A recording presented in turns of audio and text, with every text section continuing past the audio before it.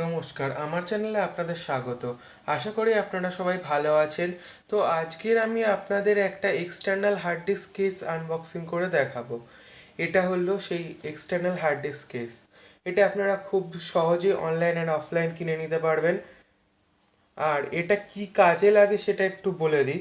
আপনাদের বাড়িতে অনেক সময় আপনাদের পুরনো ল্যাপটপ খারাপ হয়ে গেলে আপনারা নতুন ল্যাপটপ কেনেন, তখন পুরনো ল্যাপটপের এই হার্ড ডিস্কটা থেকে যায়। যদি হার্ড ডিস্কের কোনো প্রবলেম না থাকে, হার্ড ডিস্কটা ভালো থাকে, তাহলে আপনারা খুবই সহজে ল্যাপটপ থেকে এই পুরনো হার্ড ডিস্কটা খুলে নিতে পারেন। আর আপনারা যদি এটা পুরনো ল্যাপটপ থেকে খুলতে না পারেন, তাহলে কোনো টেকনিশিয়ানের মাধ্যমে আপনারা খুলে নিতে পারেন, অথবা নিজেরাই খুব সহজে খুলে নেবেন। আর এরপরে এই এক্সটার্নাল হার্ড ডিস্কটা আপনাদের তো আর কোনো কাজে লাগাতে পারেন না, কিন্তু আপনারা এই ইন্টারনাল হার্ড ডিস্কটাকে একটা এক্সটার্নাল হার্ড ডিস্কের মতো ইউজ করার জন্য আপনারা এই এক্সটার্নাল হার্ড ডিস্ক কেসটা কিনতে পারেন। এটা আসলে আপনারা ইন্টারনাল হার্ড ডিস্ক যেটা কেনেন সেটা দিয়েও আপনারা মানে সেই হার্ড ডিস্কটাকেও আপনারা এই কেসের মধ্যে লাগিয়ে একটা এক্সটার্নাল হার্ড ডিস্ক করতে পারবেন। এক্সটার্নাল হার্ড ডিস্কের থেকে ইন্টারনাল হার্ড ডিস্ক একই স্টোরেজের দাম অনেক কম হয়।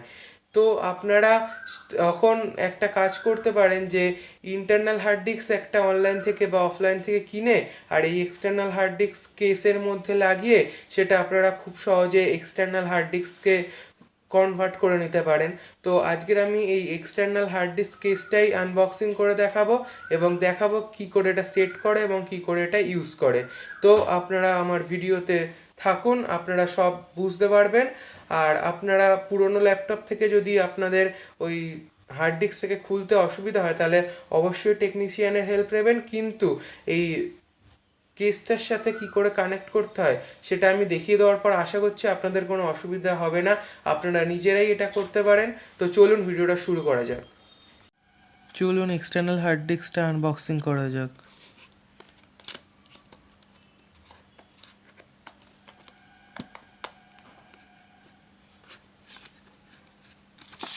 প্রথমে এটার ভেতরে আমাদের মেন এক্সটার্নাল হার্ড ডিস্ক কেসটা রয়েছে।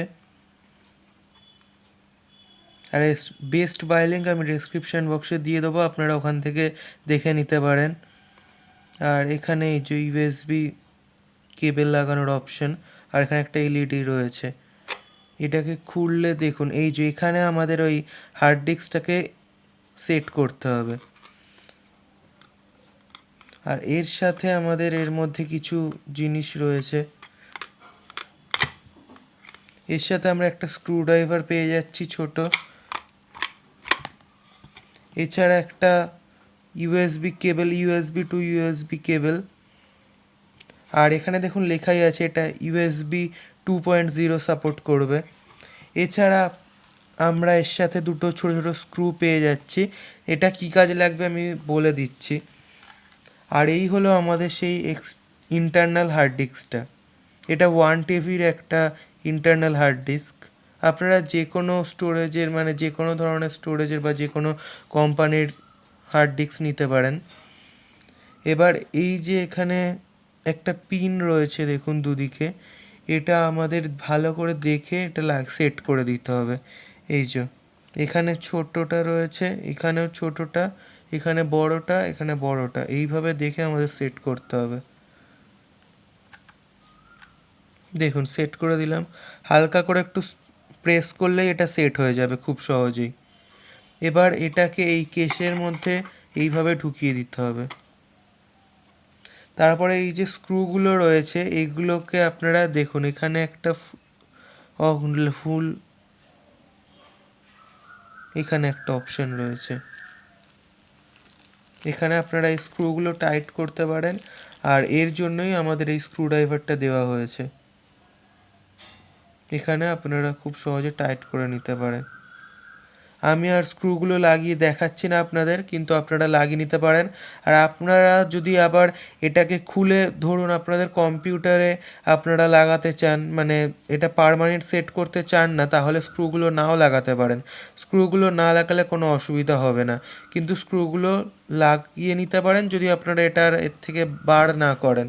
আর এই যে এখানে আমাদের একটা ইউএসবি টু ইউএসবি কেবেল দেওয়া আছে, এটার সাহায্যে আমরা কম্পিউটার বা ল্যাপটপের সাথে এটাকে কানেক্ট করতে পারবো। এছাড়াও আপনারা ওটিজি অ্যাডাপ্টার বা ওটিজি কেবল দিয়ে এটাকে ফোনের সাথেও কানেক্ট করে নিতে পারেন। তো চলুন আমি ল্যাপটপে আপনাদের কানেক্ট করে দেখাচ্ছি।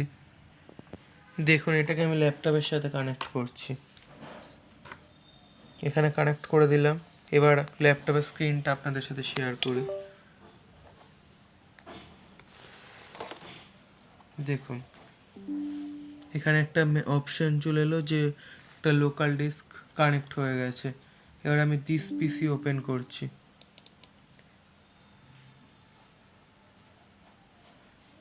দেখুন, দিস পিসি ওপেন করার পরে কিন্তু আমাদের এই ফোল্ডারগুলো অ্যাড হয়ে গেছে। আমি যেই এটাকে রিমুভ করবো, আপনারা খেয়াল করুন, এখান থেকে আমি এটাকে রিমুভ করছি। দেখুন, রিমুভ করার সাথে সাথে কিন্তু এই ফোল্ডারগুলো আমাদের চলে গেল, মানে এটা ঠিকঠাকভাবেই কানেক্ট হচ্ছে।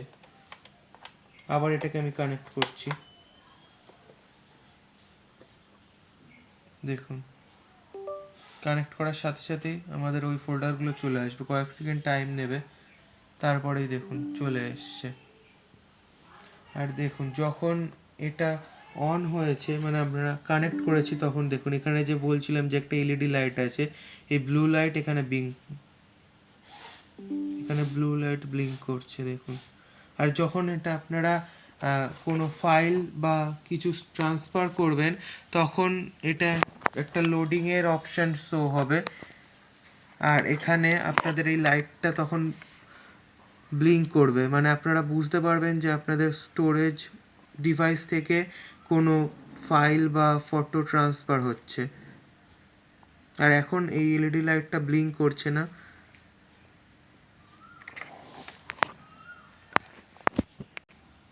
এটাকে আপনারা আবার খুব সহজেই এটা থেকে খুলে নিতে পারেন। প্রথমে আপনারা যদি স্ক্রুগুলো লাগিয়ে থাকেন, তাহলে স্ক্রুগুলো খুলে নেবেন, নিয়ে এটাকে বার করলেই এখান থেকে আপনারা খুব সহজে খুলে নেবেন। কিন্তু এইটা লাগানোর সময় একটা সাবধানতা অবলম্বন করবেন, যেন এখানে যে পিনগুলো রয়েছে সেগুলো ভেঙে না যায়, কারণ এগুলোই হচ্ছে মেন, এটার মাধ্যমেই কিন্তু হার্ড ডিস্কটা কানেক্ট হয়। তো আশা করছি আপনাদের ভিডিওটা ভালো লেগেছে। ভিডিওটা যদি আপনাদের ভালো লেগে থাকে, তাহলে ভিডিওটিতে একটি লাইক করে দেবেন, ভিডিওটি শেয়ার করবেন, এবং আমার চ্যানেলে নতুন হয়ে থাকলে চ্যানেলটিকে সাবস্ক্রাইব করে দেবেন। আর আপনারা কী ধরনের কন্টেন্ট দেখতে চান আমাকে কমেন্ট করে জানাতে পারেন। তো আজকের মতো এটুকুই, টাটা বাই বাই।